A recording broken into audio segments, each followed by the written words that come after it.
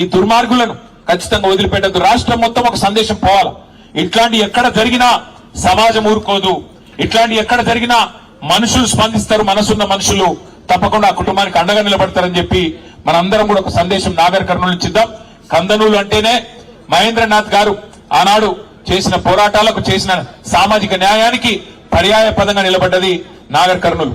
అట్లాంటి నాగర్ కర్నూలులో, అచ్చంపేటలో, ఈ ప్రాంతంలో ఈ దుర్ఘటన జరగడం, ఈ సంఘటన జరగడం నిజంగా బాధాకరం, దురదృష్టకరం.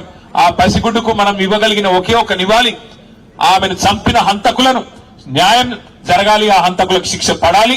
ఖచ్చితంగా కుటుంబానికి మనందరం అండగా నిలబడాలి. మళ్ళొక్కసారి ఇందులో రాజకీయాలొద్దు, ఫలానా వారిని తిట్టడం వద్దు, ఇంకొకరిని తిట్టడం వద్దు. కానీ ఆ హంతకులు ఏ పార్టీ వాళ్ళైనా, ఎవరి మనుషులైనా వారిని శిక్షించేదాకా వదిలిపెట్టం. శాసనసభ సమావేశాలు 16వ తారీఖు నుంచి ప్రారంభం కాబోతా ఉన్నాయి. ఒకవేళ ఈ లోపల న్యాయం చేసి ఆ 8 మందిని జైల్లో పెట్టకపోతే, వారి మీద హత్యా నేరం మోపకపోతే తప్పకుండా శాసనసభలో కూడా వదిలిపెట్టం. ప్రభుత్వాన్ని గల్లబట్టి అడుగుతాం. శాసనసభలో, శాసన మండలిలో ఖచ్చితంగా నిలదీస్తాం. వదిలిపెట్టమని చెప్పి కూడా ఆ కుటుంబానికి ఆశ్వాసన ఇస్తూ, మరి ఆ కుటుంబాన్ని కూడా నేను కోరుతా ఉన్నా, మీరు దయచేసి ధైర్యం కోల్పోకండి. మీకు అండగా మేము ఉంటాం. ఎక్కడ వదిలిపెట్టి పోము. మర్రి జనార్దన్ రెడ్డి గారు మా పార్టీ తరఫున అనుక్షణం మీ కంటికి రెప్పలాగా కాపాడుకునే బాధ్యత మర్రి జనార్దన్ రెడ్డి గారికి నేను అప్పచెప్తా ఉన్నా. మళ్ళీ ఇల్లు కట్టించి ఆ ఇంట్లో కూడా పాలు పొంగించే కార్యక్రమానికి నేనే వస్తా. వచ్చి తప్పకుండా మీకు అండగా నిలబడతా అని చెప్పి కూడా గణేష్ కు, అదేవిధంగా చంద్రకళ గారికి, మౌనిక గారికి, వారి సోదరికి, వారి తమ్ముడికి కూడా మళ్ళొకసారి తెలియజేస్తూ పత్రికా మిత్రులను కూడా నేను కోరుతా ఉన్నా. ఈ రోజు ఈ సంఘటన, ఈ 2 నెలల పసిగుడ్డు నిజంగా ఒక ఎమ్మెల్యే బిడ్డనో, ఒక ఎంపీ బిడ్డనో, ఒక రాజకీయ నాయకుడి బిడ్డనో అయితే ఇట్లే ఉంటుండేనా ఇవాళ స్పందన అధికార యంత్రాంగం? మీరు కూడా ఆలోచించండి. మీడియాలో కూడా చూపెట్టండి. ఒక సామాన్యుడు కదా, గొంతు లేదు కదా, గణేష్ కదా, ఆయనకి ఎవడున్నాడు అని అనుకుంటున్నారేమో. ఇంతమంది నిలబడ్డం ఇవాళ రాజకీయాలకు అతీతంగా భవిష్యత్తులో కూడా నిలబడదాం. తెలంగాణ సామాజిక చైతన్యాన్ని చాటుదాం. తెలంగాణ సమాజంలో కులము, మతం పిచ్చి లేదు. మన దగ్గర ఇంకో వేరే రాష్ట్రంలో ఉన్నట్టు కులం, మతం పేరు మీద రాజకీయాలు లేవు. అదే పద్ధతుల్లో మనం భవిష్యత్తులో కూడా నడవాలా. ఇక్కడ అందరూ ఒకటే, అందరి ఓట్లో ప్రవహించేది గదే రక్తం, అందరికి ఉన్నది గదే గుండె, గదే కాలేయం అన్నట్టుగా అందరం కలిసికట్టుగా ఆ కుటుంబానికి కులాలకు అతీతంగా నిలబడదాం. అది మర్రి జనార్దన్ రెడ్డి అయినా, లేకపోతే విశారదన్ అయినా, మందకృష్ణ అయినా, బీఎస్పీ అయినా, కేటీ రామారావు అయినా, ఎవరైనా అందరం మనుషులమే. అందరం ఇవాళ ఒక తండ్రిగా చెప్తా ఉన్నా నేను. నిజంగా తల్లడిల్లిపోయింది వార్త చూసిన తర్వాత, గుండె తల్లడిల్లిపోయింది. 2 నెలల పసిగుడ్డును తనడానికి మనిషి అనేటోనికి మనసు వస్తుందా? వాడు మానవ మృగమా? ఇంకోటి వాడు బయట ఉండాలనా అటంటోడు?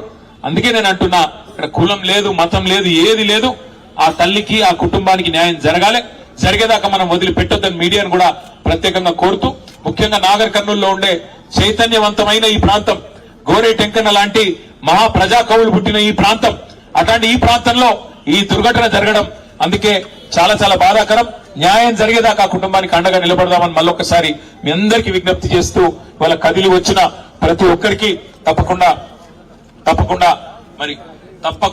ధన్యవాదాలు తెలియజేస్తూ, గణేష్ కు, చంద్రకళ గారికి, మౌనికకి మీకు అండగా నిలబడతాం. మీకు అండగా కేసీఆర్ గారు ఉన్నారు, మేము అందరం ఉన్నాం, భయపడవద్దని చెప్పి కూడా మళ్ళొకసారి వారికి హామీ ఇస్తూ, ప్రత్యేకంగా మళ్ళొకసారి మీ అందరికి నమస్కారం. జై భీమ్, జై తెలంగాణ. వారికి తక్షణ సహాయం కింద పార్టీ తరఫున 1 లక్ష రూపాయలు సాయం చేయడానికి వచ్చినాము.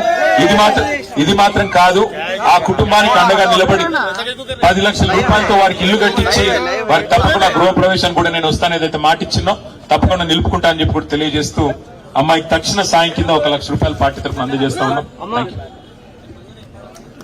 థ్యాంక్ యూ అన్న. అదేవిధంగా బీసీ, ఎస్సీ, ఎస్టీ, జేఏసీ రాష్ట్ర అధ్యక్షులు తోట్ల రాఘవేంద్ర ముదిరాజు గారిని ఈ శిబిరానికి రావాల్సిందిగా కోరుతా ఉన్నాం సార్.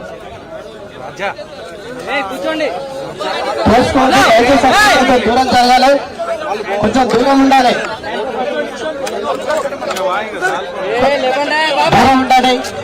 కొంచెం దూరం జరగాలి.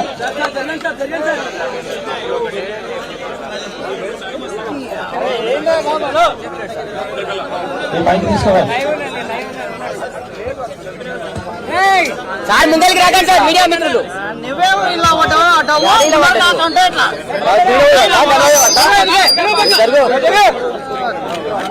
ముందర కాకూడదు అంటారు. మీరు ఇలా ఆడకుంటే మేమెందుకు వస్తాయండి ముందరికి?